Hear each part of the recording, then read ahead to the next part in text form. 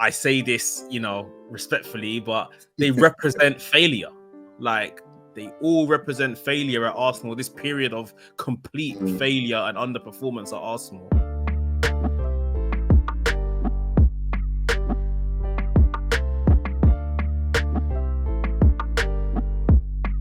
We got a few things that we wanted to discuss, things that have happened within the club over the last week or so.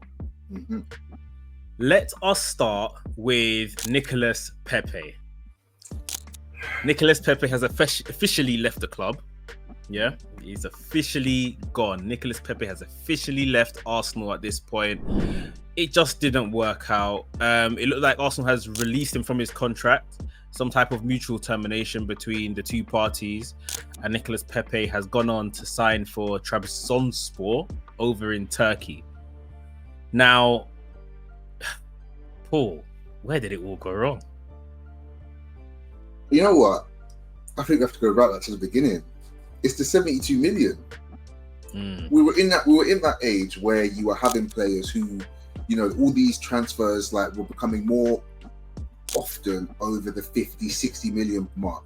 And I think in around the same time we had Van Dijk going for 80. I'm sure around that same time Coutinho was going for over 100.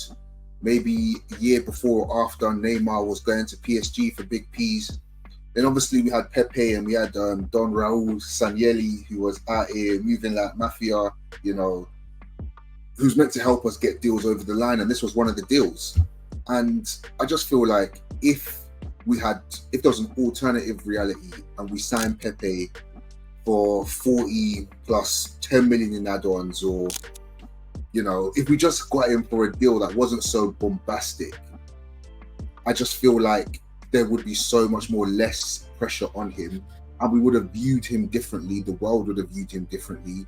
Maybe he still would have gone on and left. Maybe Arteta comes in, everything stays the same and he still doesn't think he's good enough or he's surplus to requirements.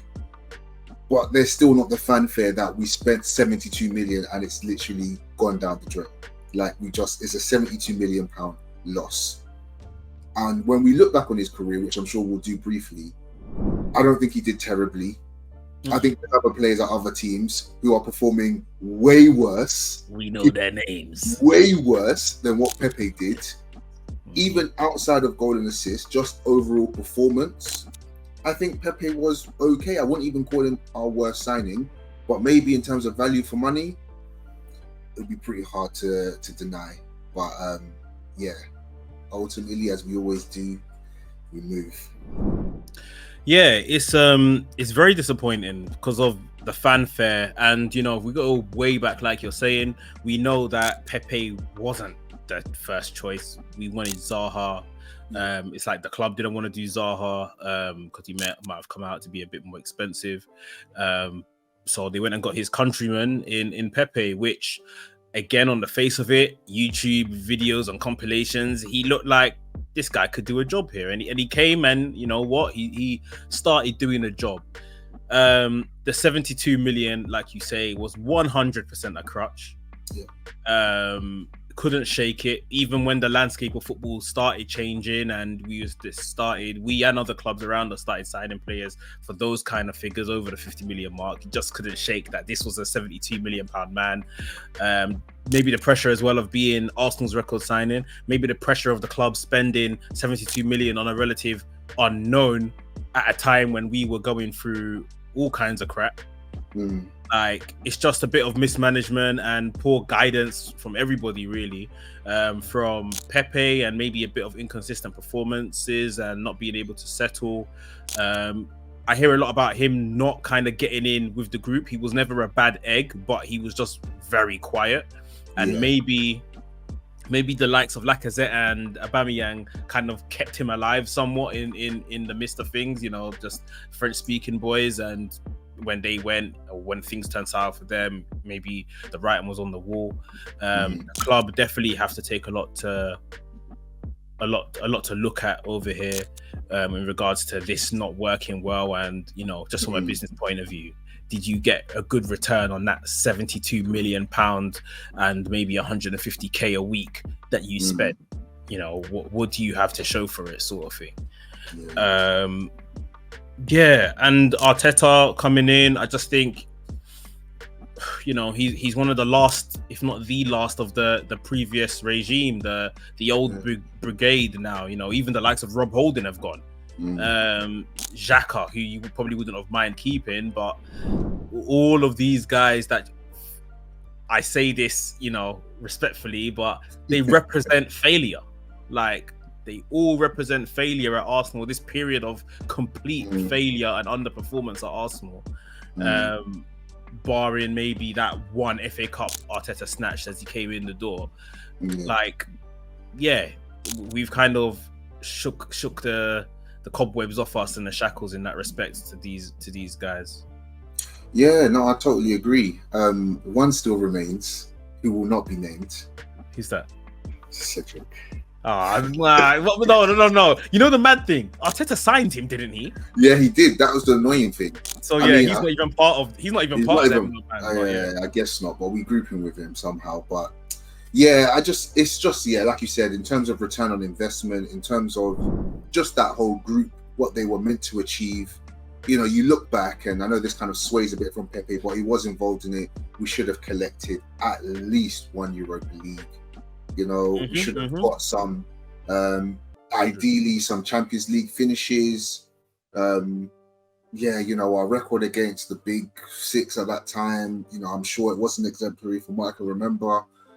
Yeah, just overall for the what, how we invested and all that stuff, and the team that we had in terms of, you know, age profile and players who had roundabout done it, you know, we should have done better. But it kind of comes back to what we spoke about. I think we touched on a bit less last week when we spoke about Maddison, is the personality of these players. Yeah. You know, and I think that's a massive thing. The personality, and nothing to say anything's wrong with Pepe's personality, but like you said, and I've heard as well, he was deemed just the quiet Muslim boy. You know, he didn't make too much noise. He was quite shy, very introverted, and maybe when the pressure got going, he wasn't able to deal with that in a way where, you know, another player might be able to come out and just like be all guns blazing. That wasn't really his style, so it just went wrong, unfortunately. And obviously we hope he goes on and is able to make something of himself in Turkey and recapture some sort of form. I'm sure it's a slightly lesser league, but there is, you know, a lot of fandom out in Turkey as well with football, so yeah, there's still a lot there for him to gain. How do you feel in terms of, you know, because we spoke earlier in the transfer window about him maybe being a player we could use like as bit part or cover for Saka? Yeah, or just generally just a good player who, you know, even as he's left, I still feel like he was his top 3 finishers at the club, you know, in terms of his ability. How do you feel now regarding just his, you know, do you feel like we're missing a trick or we're all right? You hope we're all right, innit? Like, you hope, you know, if Saka gets injured tomorrow, God forbid, you know, there's a Smith Rowe that could probably play there. There's a Fabio Vieira that could probably play there. There's a Trossard. There's a Gabriel Jesus maybe that could play there. Reece Nelson, of course. So there is options, but as a winger option, like a real winger option, and not just like an attacking midfielder player playing out wide, Pepe would have probably still been second best to all of these men. So it is a bit frustrating, and even if it's a thing where we had brought in somebody, that would have put the you know, nail on the head of Pepe's Arsenal career. And then if we release him, it's still, you know, okay, why did we get money for this guy? And but at least, you know, there is someone nailed on there that's a winger that can come in. Okay, we re-signed Reece Nelson. Maybe that's the answer. We'll see.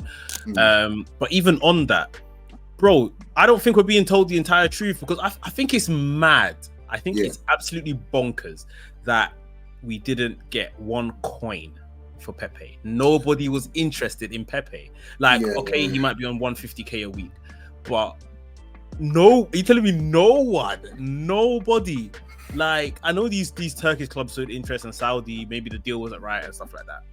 But this guy scored at least, he'll get you 10 goals a season. Like, I just don't get it. I think maybe he might be injured or something and they're not telling us. I don't know. I don't know. Because I'm similar with you, but I keep thinking maybe it's the wage. because again, I remember I was looking at some articles about players who earn over 100k outside of the Premier League, and outside of the top teams in other leagues, there's not a lot of, like, there's not even one player in these teams earning over 100k. You know, when you go to Germany and France, and even within teams in the Prem, there's only about 10 teams who have a couple players over 100k. The rest, everyone's under.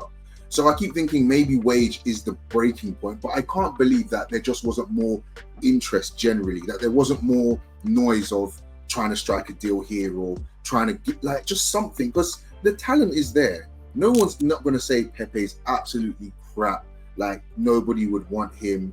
He performed in pockets within his Arsenal career, and at the very least, you can see he's a talented dribbler. He, great technique. The fact that I was hearing, prior to him going, you're hearing Besiktas like 2 million, and not even Saudi.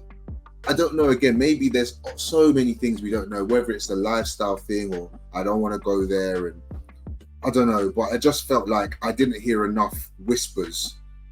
There was nothing. Kind of like the Tierney one as well, which was kind of surprising, which is again like nothing. We heard a little rumor about Newcastle and then nothing until we shipped him on loan. So I'm kind of with you, but maybe I'm just telling myself just to believe that we're getting better somehow at this selling thing, that it must be the wages, that you can't put someone on 140k unless you're going to now sell them on to like a bigger club who's going to be able to take those wages. Is very rare. That, and why would Pepe, come back and say, yeah, I'll go to Crystal Palace for 80k, or I'll go to Wolves, or I'll go, I don't know, wherever. It don't make sense. So that's what I'm telling myself to keep my mind at rest.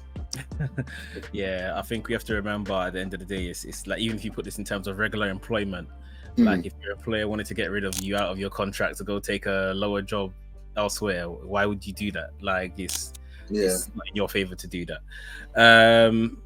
Well, just to evaluate, to round up here, do you like, I'm thinking of it like 72 million. He had a 5-year contract. He only played 3 years for Arsenal. He went out on loan. Then this year we've obviously released him a year early from his contract. Them 3 years represent the best part of like 25 million a season in terms of his transfer, how much he cost us. Value for money or not? No, definitely not. It's not. I mean, I think his best season was the second one. I think that's when he finished second in the Arsenal Player of the Season. I think that's when he got the most of his goals. I think all comps he had like 15, 16, 17, something like that. Handful of assists. Obviously, the third season, he barely played. He played in parts, but I don't think Arteta was using him right. In the first season, obviously, he kind of get a bit of a blight. But I think he came in with about maybe 8, 10 goals or something. End of the day, you're not paying 25 million a season for those sort of returns and figures, unfortunately. The performances weren't always there. Whether that's whether it was doomed to start from the beginning, because that's not the guy that Emery wanted. And I remember you being a very strong advocate of like, we did Emery a disservice, because you can't have a manager come in and you say, yo, I want X, and then you give him Y and then say make the same results with that.